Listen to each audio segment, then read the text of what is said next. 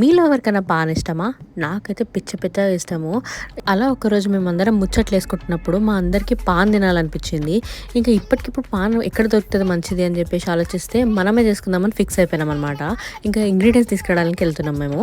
ఇక్కడ మనకు కావాల్సింది తమలపాకులు అండ్ సోంఫ్ అండ్ ఇది వచ్చేసి ఒక మౌత్ ఫ్రెషనర్ పాన్లో యూజ్ చేస్తారు. అండ్ ఇది వచ్చేసి మెయిన్ ఇంగ్రీడియంట్ గుల్కంద్. అండ్ ఇది వచ్చేసి సున్నం. గోడలు కొట్టే సున్నం కాదండి, తినే సున్నం. ముందుగా ఒక్క తమలపాకు తీసుకొని దానికి లైట్గా సున్నం అద్దుకోవాలి. సున్నం ఎక్కువ వేస్తే కూడా అస్సలు టేస్ట్ బాగుండదు.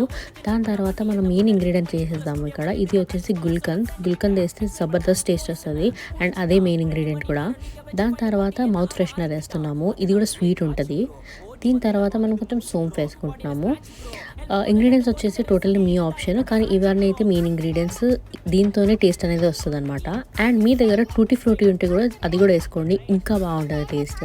సో దాన్ని ఇలా చుట్టుకొని తినడమే. టేస్ట్ మాత్రం నెక్స్ట్ లెవెల్.